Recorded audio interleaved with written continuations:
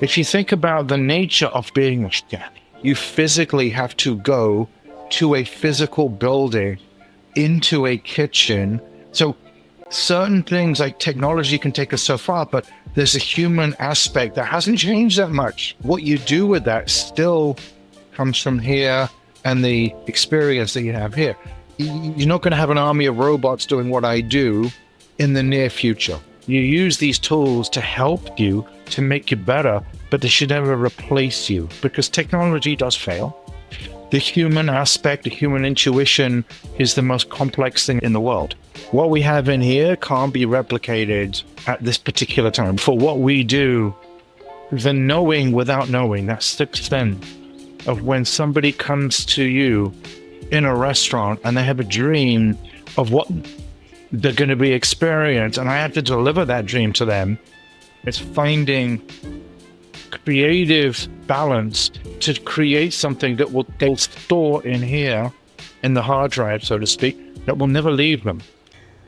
Hi, everyone, and welcome back to the Perfect Bite podcast. I'm your host, Sarah Perkins. Today's guest is globally renowned for his gorgeous graphic plates that very clearly bring his British punk style to life. He has been making waves in the culinary world for decades, even earning 3 stars from the New York Times at the young age of 24. And despite his many accolades, from Michelin stars to an Emmy Award-winning HBO documentary to cookbooks and more, this incredibly accomplished person responded to my simple poll on Instagram asking who I should interview next. Just going to show you can be at the top of the industry and still hold on to kindness and accessibility. Please welcome renowned chef and owner of Crumpet Management, Paul Liebrandt. Paul, hi. I can't wait for folks to hear your story. Thank you for inviting. Of course. I always love to take things back to the very beginning. Tell us when you first fell in love with food. What were your favorite foods as a kid? What really started to spark your interest? That is a multi-layered question. All right, give me some room here to kind of... Of course. I'm British, so when I grew up, England didn't have this culinary scene it does today. So I went to boarding school from when I was 7. So I'm sure everybody's seen Harry Potter, but It was exactly, magic aside, but going on the train with all your friends and from 7 until 14, that's how I did school. So my earliest food memories would have been probably, I'm not saying these are good memories, I'm just saying they're memories, would have been probably winter in the mid-'80s when I was 7 or 8. Yeah, I must have just gone there. And I do remember it was cold and snowy, and we were all sat a la Harry Potter at long tables. And, a very British thing to have porridge in the mornings for breakfast. So but the sort of porridge where you can put a spoon and it doesn't move. It just... and it just sticks up. And the traditional way, at least when I grew up, was you take a big bowl of white sugar, big spoon, sprinkle it over the top of your porridge, maybe you pour a bit of milk on top, and that's the way you do it. Well, somebody in the kitchen thought it would be funny to replace the sugar with table salt. So we were 7, 8 years old. It just looked like sugar. So, 400 boys going, all at the same time. That was fun. And then every 3 months, I used to come home for a weekend. And my father was in the British military and my mother worked for British Airways. So they weren't there because they were, it wasn't 9-to-5 jobs. So I used to come home and I'd have an au pair sometimes and what have you. And where I grew up right in the central London. And if you know London, you know Gerrard Street, which is the main street of Chinatown in London. So you have Gerrard Street, which is sort of here, Chinatown. I grew up here. And if you go maybe 5 blocks like that, you had Soho, which was like the porn red light district. Not very big, but like 1 or 2 streets of London. And so I remember from the food point of view, and again, this must have been Christmassy time, you would go up Old Compton Street, you go through where they had like all these sex shops and bookstores and video stores and prostitutes like hanging out and you would go like through a little archway, and there was Berwick Street Market, which the vendors would have like wooden carts that hadn't changed since like Victorian times, where they would sell vegetables and stuff like that. And there was a butcher's shop there, I remember, that at Christmas would get all the game, which is, right now it's in season. But I remember them having whole hares and all the sausages made there with like venison and what have you. And I do remember from a good food memory, Christmas time, I don't know if they probably don't do it anymore, but I guess when I was a kid, they used to take like an oil drum, like a big oil drum, cut the top off, fill it out with wood and burn it, and then put a rack over the top and like roast chestnuts, which again, probably they've been doing it that way since the Victorian era or before. Yes. And you would get them around like now and Christmas time. So the smell of like roasting chestnut, you get like a little bag like that, and it'd be like 1 pound. And the guy would put a little shovel in and go there, and you'd peel them. But I remember as a kid standing outside that butcher shop, a little bit of snow, there was Christmas lights. I could smell the chestnut roasting with the charcoal wood, which is a very obviously warming and delicious smell, and looking at all the Christmas items of like the hares and the venison sausage and turkeys and what have you in the window of the butchers, whilst, and this is the juxtaposition, honest to God, literally 2 foot to my left, you have prostitutes there going, all right, young man, what, oh my, hello, what? Am I your Christmas present? Yeah. And I never thought about it until I got to think about these things as we got older. When I was doing my first book, we were sort of talking about exactly this, and I'm like, I don't think it had an effect on me, but it was suddenly a memory that sounds weird, but Dickensian-esque kind of like, you got the market and all the guys going, chestnuts for cereal, blah, blah, blah, and then you've got, the hookers here, and I'm looking at venison sausages, and I'm smelling roasting chestnuts, and it was all happening a lot. And in Chinatown, that's incredible. Chinatown being there, I just remember walking up Chinatown and then seeing, because obviously it was Cantonese cuisine, mostly because of the UK with Hong Kong and what have you.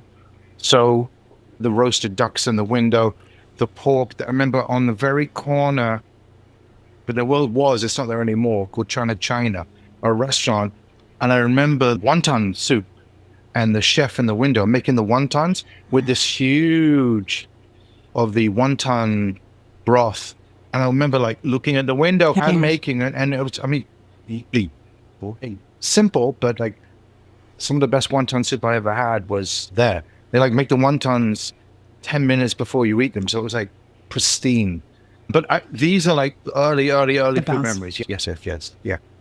Incredible. And I loved it because you took us really through the journey. I was there with you. I thought it Dickensian as well, as you were talking about the chestnuts and the market and everyone being there together. And I love this because I think there is still to this day just such a bad stereotype of what is food in London and what is food in the UK, where it's like just bangers mash or just like slop. No. But there's just a lot. Yeah, but look, people said the same thing that haven't been to the United States.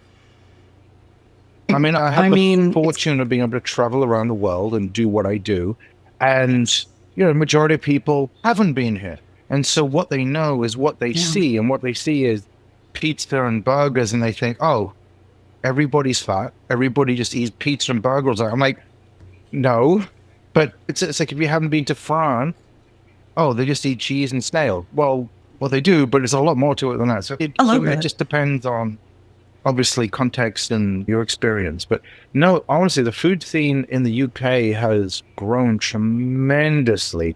It's amazing. I mean, from when I grew up there and when I did my initial training there to today, I mean, it's quite literally world spot. And it's amazing. Yeah, the talent that you have. Yeah. Tell us about those early days. So clearly food, even if you didn't realize it at the time, had such an impact on you and is part of some of your earliest memories and shaping that.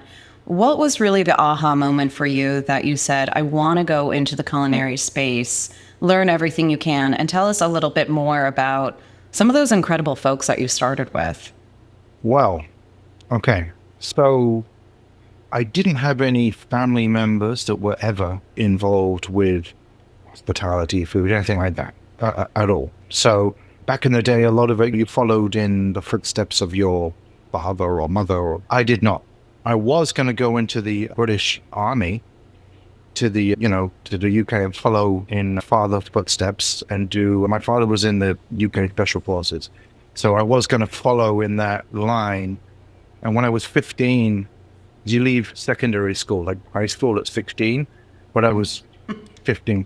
So it was, okay, you're going to be a man. And so I went down, I did all the tests, and I passed everything. And they said, okay, great. When you turn 16 in 2 months, you can sign a 6-year initial contract to go into what they called, I was lining up to go into the parachute regiment, junior paras, it was called back then, which is like the Rangers here, airborne. And I looked at it, I went, 6-year initial contract? I'll be 21 or too old. Mm-hmm. So I don't know why, but I suppose he's Chinatown and what have you, something clicked in my head. And I said, I want to cook. And I remember why? Well, not me, but, my parent, my father, why? So I said to myself, okay, I'm going to start this thing of cooking. And if I'm going to do it, what I was going to do in that line, which is the military line with the elite tier 1, best of the best, I will go that line, but in the food world. So same mentality, discipline, highest of high standards. So that's what I did. So 15, I graduated high school, secondary school.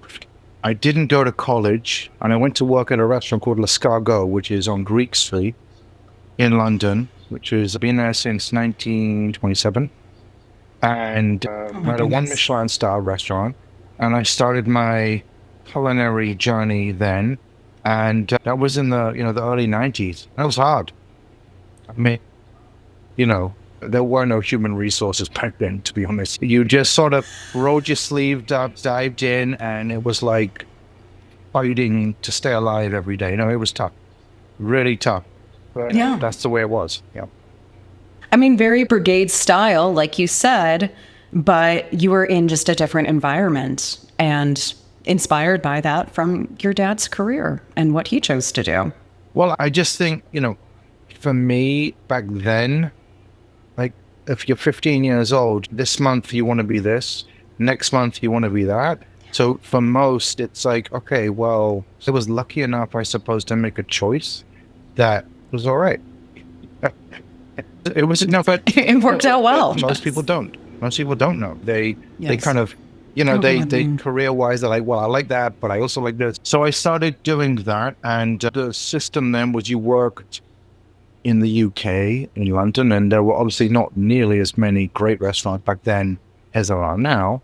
And so I worked at all the interesting restaurants where the chefs had real personality, great technique, great food. It was more what I found interesting with the food rather than trying to build a resume. Exactly. It was more like I liked the look, the feel, the flavors of, So that's what I did. I worked with, I worked with the great Le Manoir Cat Saison in Oxford with Raymond Blanc, Marco Pirouet, Richard Neat of Pied de Terre. I worked with some greats, and I went to France, to Paris, and I worked for Pierre Gagnère. Now, back then it was considered almost like a finishing school for a UK chef to go to France and work at like a 2 or a 3 star. So I wrote letters to everybody in my bad French, and I got no reply from anybody. And in London, one of Pierre's guys was sent over to London to just gain experience in London, Gregory. And I had mentioned, I really, really like Pierre's food. Like, it's, I mean, it is different, very different. And he made the call, and I went over, and I worked there for a year in Paris, stagiaire, so I wasn't getting paid. And then I worked in the Alps at a 2-star with Jean-Pierre Jacob, a 2-star chef, restaurant with La Bête Yves, because I've never seen the Alps, so I wanted to go see the mountains and the snow and what have you. So I did a season there. And then I came back to London, and I was searching, honestly. I didn't know what I wanted to do. Right. And this was 2000. And I was like, I have no idea. And I never planned to come to America, ever. Yeah. Had you ever been before you decided to say, I'm just going to go to New York and see what no, happens? I'd never been to New York before. No. Wow. No, I came over for a holiday vacation for like 7 days on my own, and something clicked. I'm just like, this is what I've been looking for. I went back to London. I quit everything, and I literally had $500 in my pocket and just moved to New York. No friends, no family here, nothing. And just started knocking on doors, and I had a work visa that I'd apply for. And that was it. It's not normal for most people to do that, but I did it, But I don't know, I think I just wanted to get out and do something that everyone else was not doing. And the track back then was, you did all those places that I had worked at. You went to France. You did your year and a half. You came back to the UK, and then you became the chef at a restaurant, and then you just replicated all those things from what they were doing. Great chefs. But I looked at that, and I'm like, this seems a little not me. And I wanted to see something different.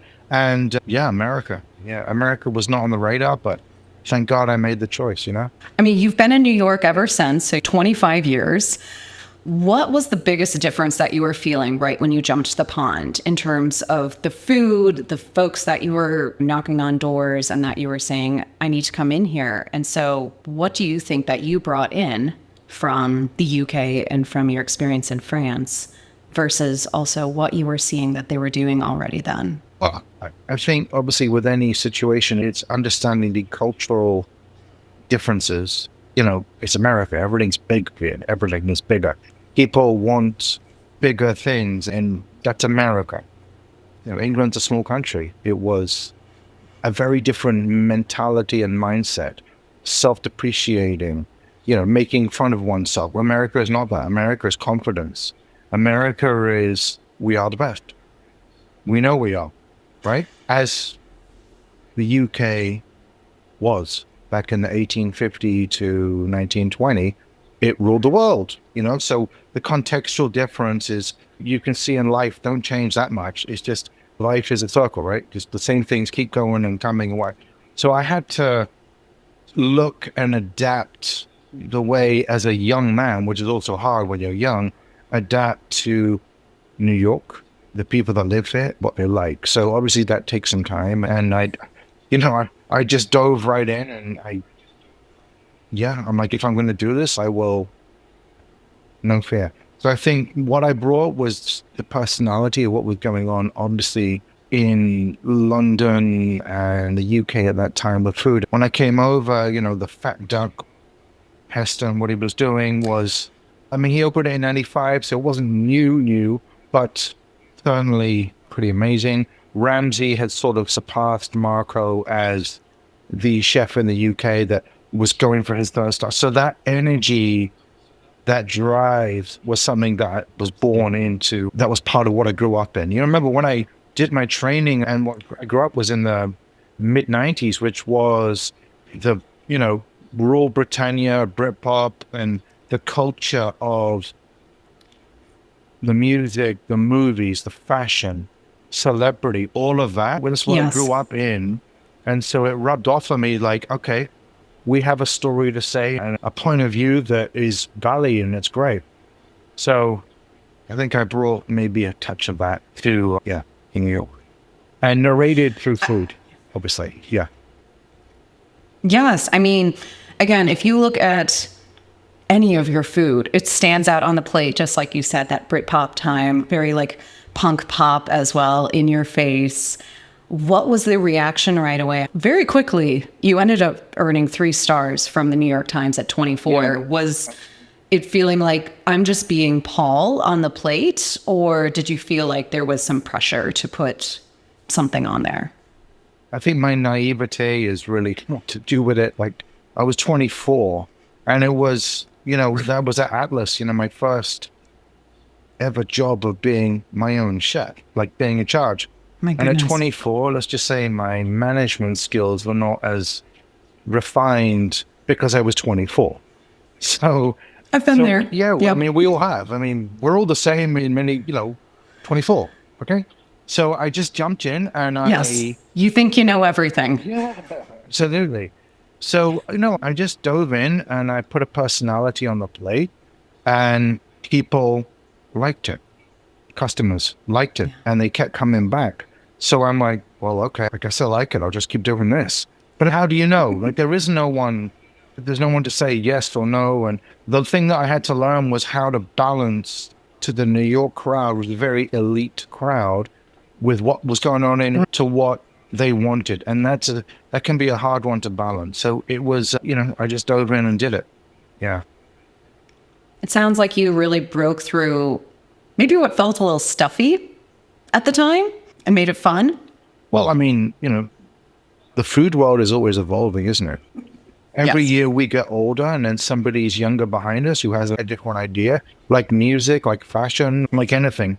So, it was a time and a place back then that, I mean, there were no British chefs. There still aren't, really, in the United States that come over and do this. I mean, I love Gordon, but I don't count Gordon exactly. Yeah, it's different. It's different. Yeah, it is. I was going to say it is different. I mean, he is known I guess, commercially, Yeah, and and that's great, but it's just different. yeah, exactly. I don't mean like TV kind of thing. He's an amazing operator, and I love him.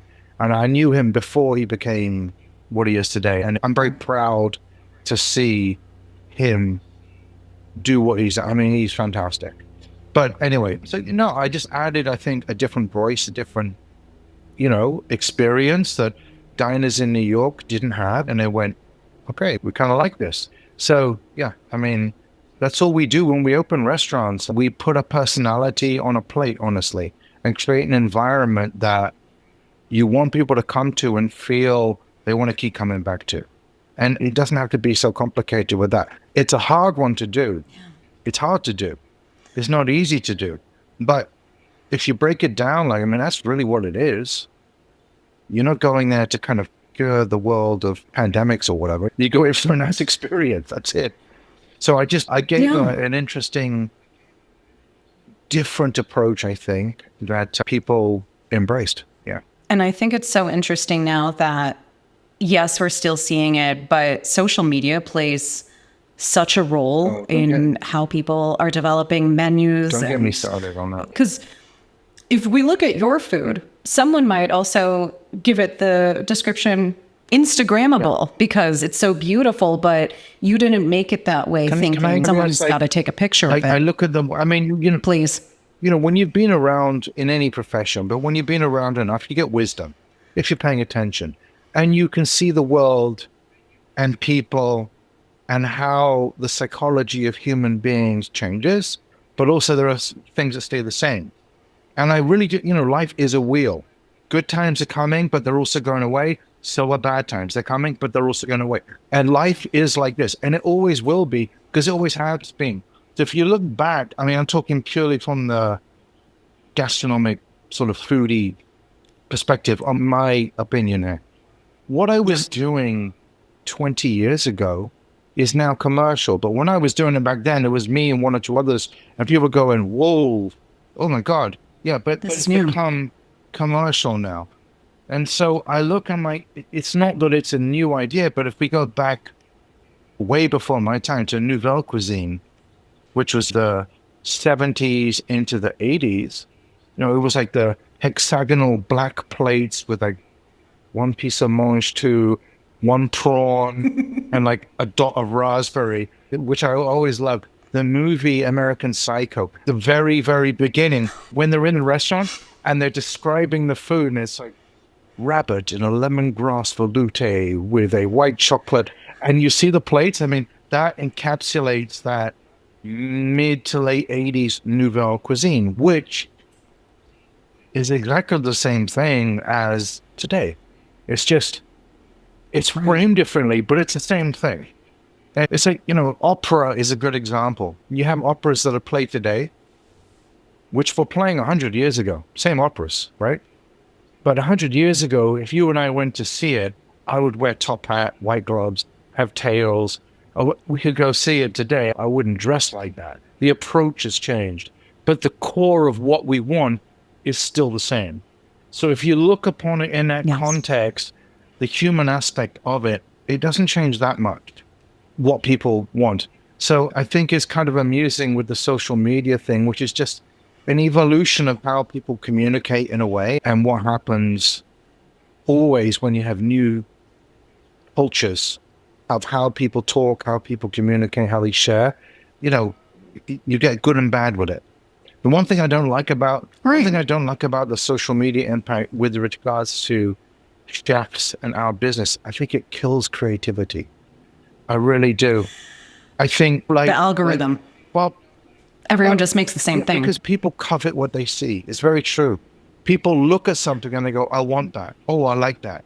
And the more pretty it is, the more people get attention. But it's like a child coloring in a book with crayons. Follow the numbers and color in. It becomes very repetitive. Take all that away and still be creative and use this to think. That's very hard to do. It's not everyone can do that. So it kills that part of it, because people kind of repeat based on all the social media apps, which are good and bad. I mean, I think there's good and bad with everything, but I think purely from a young chef today that wants to become and do and think, you have to think more. And yes, use technology to help, sure, but ultimately it's got to come from the mind. I mean, especially with like the AI bubble that we're in right now. Again, good and bad, but yeah. I'm British, so I can be so cynical. It's part of my DNA to be cynical and go about a lot of things, yeah. I mean, like you said, good and bad and all of it. And I think a lot of your peers who have also come on to this podcast are saying, yes, it's great in terms of, say, marketing. Someone who's young, who's trying to get out there, they're reaching that way. But they come to their kitchens and those folks, just like any 24-year-old or so, would say, oh, great, can I be executive chef now? Because look at my work on TikTok. And someone saying, no, you need to show me in person too, that you can actually do this work. Think about it. You just completely summed up. I mean, not just hospitality, restaurateur, but I mean, in general, the culture today of all business, of the younger generation, if you're in your 20-ish kind of age group, that seems to be the culture. But I'm telling you, there's no longevity to that. It's not, because things change faster now.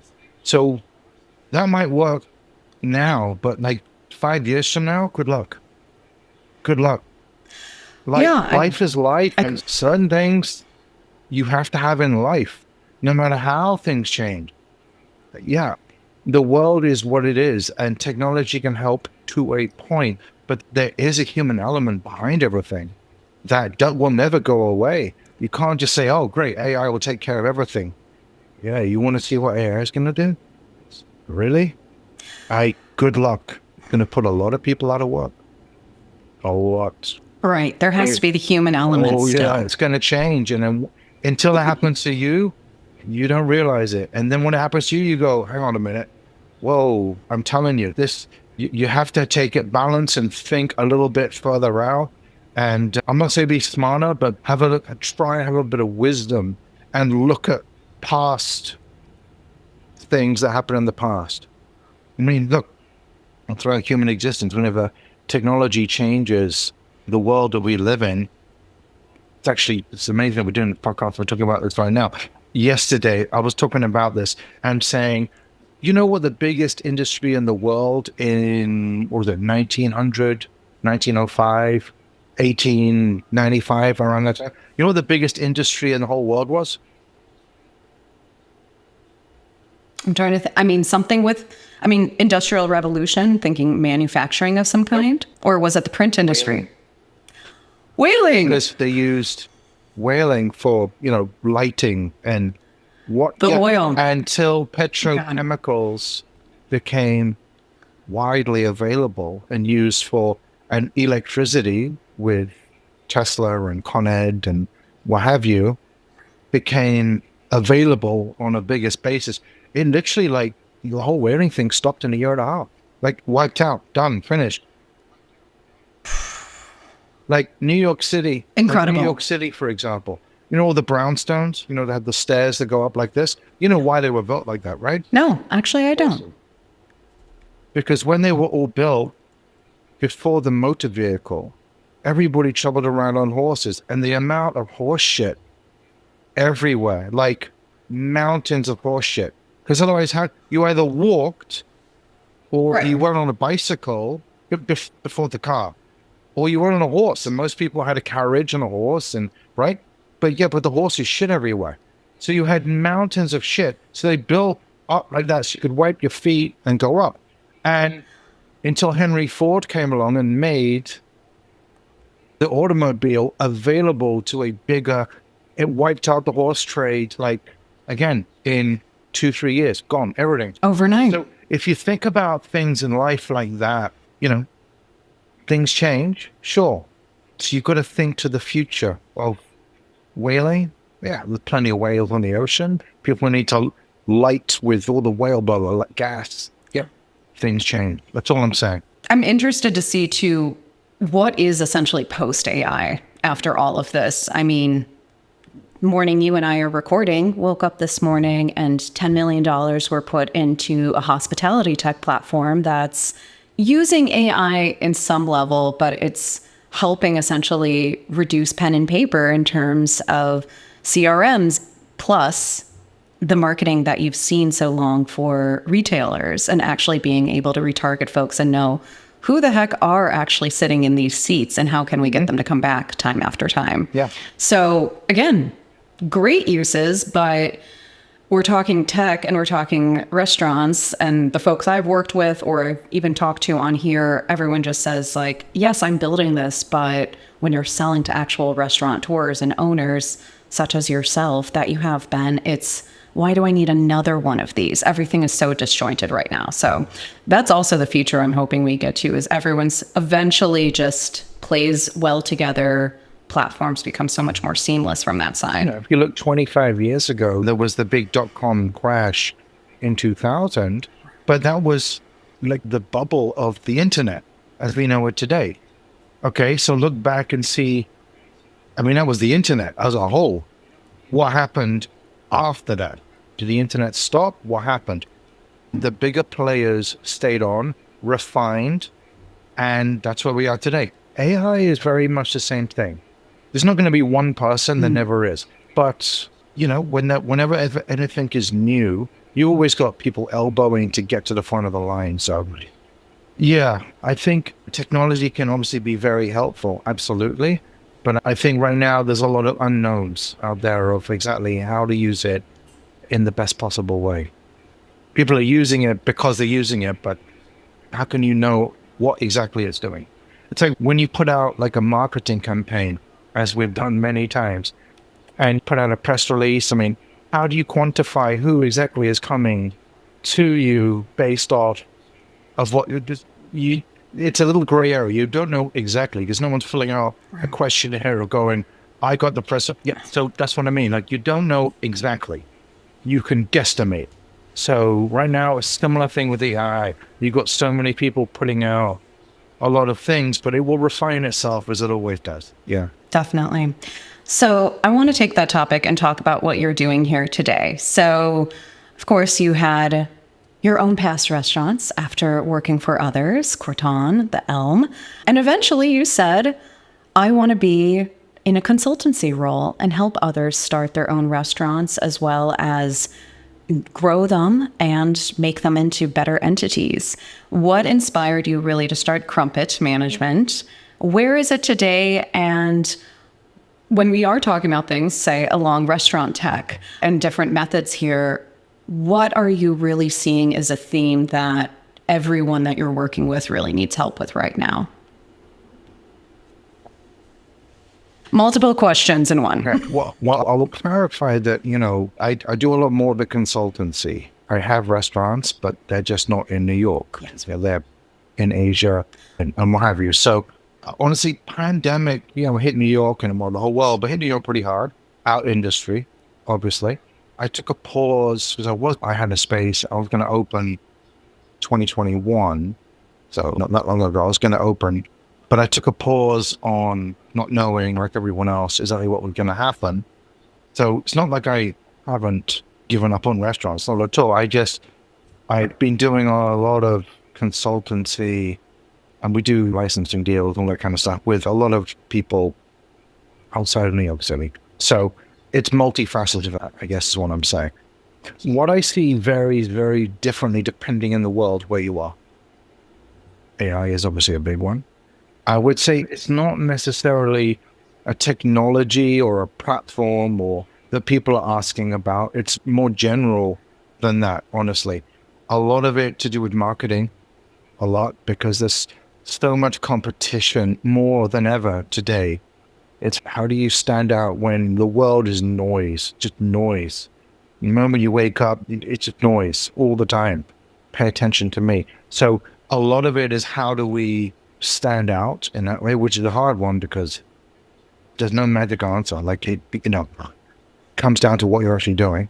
A lot of it has to do with more cost of goods inflation, depending where you go. Not everywhere, but more here or Europe, certainly.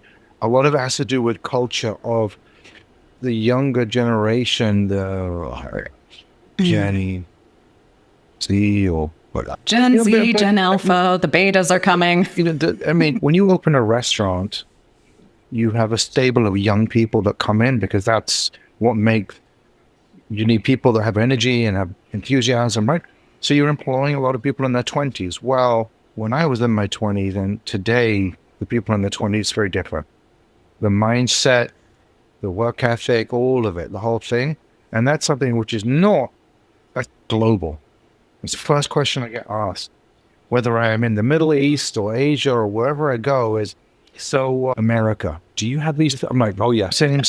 And so it's social media and the ease of pressing a button and having everything come to you. I'm not having to remember who actually worked for anything, I'll be honest. It makes it easier when it just comes to you. That, I think, is a huge one, which technology goes hand in hand with. So that is more the questions of like, how do we deal with this? Because you still need to produce something, right? And you need people in. If you think about the nature of being a chef, all the technology in the world, that's marvelous. Think about the nuts and bolts, the basics.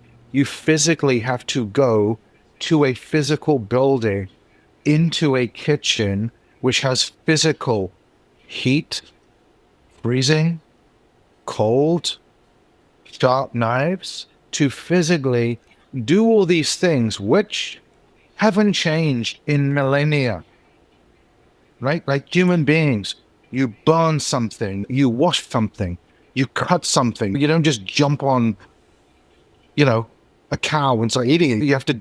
So certain things like technology can take us so far, but there's a human aspect that hasn't changed that much. 100 years ago, there was shovel coal into an oven. Fine. Thank God we've progressed since then. But what you do with that still comes from here and the experience that you have here. A lot of other professions are not like that anymore because technology has changed it dramatically. So if you think about that, it's one of those professions where as much as the world changes, I'm talking more my line, multi-Michelin, where you have to go there. You're not going to have an army of robots doing what I do in the near future. No chance. It just doesn't work that way. So that's the part which is the hard part to try and explain to someone. Like, well, why not? I look around me and this is the world. I'm like, yes, it is. But certain things, you make a nice bottle of wine. You go to France, you have a Burgundy wine or a Bordeaux wine. Yes, they might use technology, but it's still the vintner or a craftsperson or whatever you would like to call it that has the skill to take that year, that weather, that grape, and produce something which is encapsulated as a moment in time in that bottle. That hasn't changed. Think about it. The core of what it is goes back quite honestly, like thousands of years. So that's something which I think is forgotten, or not forgotten, but it's not focused on. And the balancing part of it is very important. You use these tools to help you, to make you better, but they should never replace you, because technology does fail. The human aspect, the human intuition is the most complex thing in the world. What we have in here can't be replicated at this particular time. We can synthesize it, but for what we do, the knowing without knowing, that sixth sense of when somebody comes to you in a restaurant and they have a dream of what they're going to be experienced, and I have to deliver that dream to them, but I don't know exactly, and they don't know exactly, and it's finding that balance, creative balance, to create something that will store in here, in the hard drive, so to speak, that will never leave them. Yes. And a lot of this comes from when we're kids. We remember things, flavors, tastes, etc. But experiences like that, that's the important part. And a lot of people that I go around the world and I talk to, they ask this in maybe not quite the way I'm doing it, but this way. So how can I do this, get that end result with the technology? And there is no easy answer. No one can tell you, do this, this, and this. There are the business aspects, which are different, and that's okay, fine. Right. But the bigger picture, I guess, is what you're asking. It's a hard one. It's a hard one to quantify, I think. Yes, you make sure your costs are great. Yes, you make sure you market correctly and all that you would normally do. And even then, there's still no guarantee, or no, that there isn't. There just isn't. So, yeah. That's what I see more these days, because there's more competition these days. It's easier to jump on a flight and fly anywhere. Look at what someone's doing, where the younger people now have more money in their pockets than they did 25 years ago, where if you went to a 2 or 3 star place, you wouldn't see generally 20-year-olds eating that, just because it wasn't the thing. Today, it's a little different. So you have to adapt. You've got to market different. You have to adapt to the mind of that. That's fine. That's normal. But there's also that, like I said, that it's hard to put into words, that sixth sense thing, but how do you keep that? Which is very challenging. Very challenging, yeah. Yes. And it's so hard in a world where everything is expected to be quantified now. You know, folks who might be listening to this are thinking about starting a business of their own. And if you're thinking about outside investors, all they care about is the bottom line. Whereas it's very hard for you to say, quantify an artistic process or inspiration, yes, or what makes you really stand out, like you said, in a world of noise. So I appreciate your perspective on this, of figuring out how the heck do we balance this, as well as we see generation after generation, essentially culture clashes that are happening from the next age and how it's going to come into play. Every generation's different. You take some good, some bad. Yeah. Of course. Yeah. Definitely. I appreciate your perspective on the industry so much. Thank you, Paul. I'll ask you a last few questions here. You've had such a career so far. What would you say that you're most proud of? And what do you see for the future? What do you think is next on your journey here? What I take great solace in is when I see young people that work for me, with me, and then I see them go on off and make their own statement in opening their own restaurants. And I find that very, like seeing your kids go off into the world and make it their own. So I take a lot of joy. I would say joy more than pride, I think is the right word, of seeing that, because I'm like, well, then I guess I've done my job correctly because they've gone off and become successful. So I do enjoy that, seeing the, passing the baton, so to speak. For me, yeah, I mean, I'm always doing a lot of projects and things. So I think, I'll probably open up another restaurant in New York, I would say. Yeah, I don't want to say too much, but yeah, I will. Let's just say, there's demand and people enjoy a statement, both when it comes to food or like music, or a song you can keep listening to. People like that. So maybe it is time to open up another beautiful experience to have the younger generation open their minds and their palates and their passion and their hearts to what we do, which is very important, to capture the mind of gastronomy and elegance and the beauty of what food is. It's a beautiful thing. So yeah, I think, we'll see. Right? I'm cagey when it comes to stuff like that because, I just don't talk about that, but we'll see. Yeah. Understood. Well, I can't wait to see what it is. And I know plenty of folks listening or watching this will be excited too. If you could choose one piece of advice for aspiring entrepreneurs, whether it's in the culinary space or any industry, what would you tell someone? I would say never forget where you come from and who you are. Right? This world today is far more homogenized than it's ever been. You travel to every major city in the world. I'm not going to say they're all the same, but there's a lot of stuff which is the same. Right? Social media makes the world very small because you can see, and it can create groupthink more than ever. And I think having your own voice, I don't mean echoing what others are going, but truly having a perspective and your own voice is very important. Because that's what moves things forward.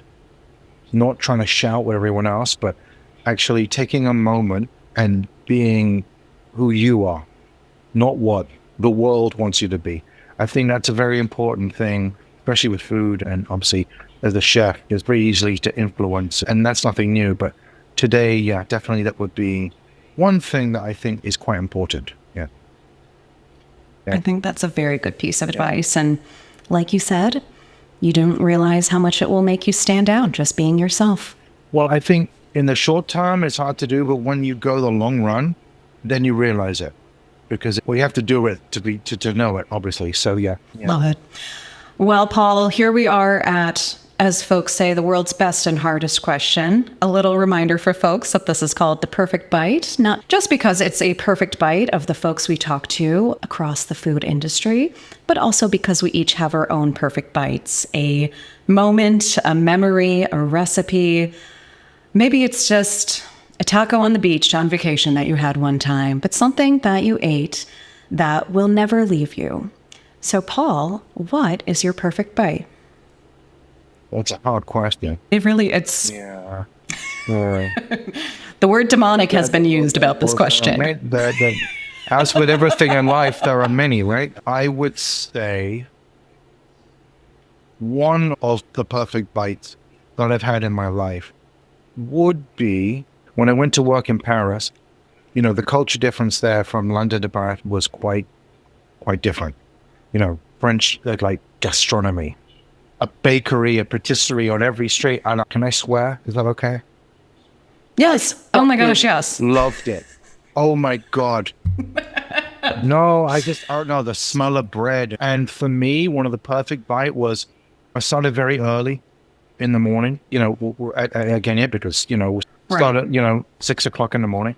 So on the way there was the smell. I used to live not far from the original Eric Cayzer, the very famous French Maison Cayzer, very famous baker. His first restaurant, his first bakery in Paris.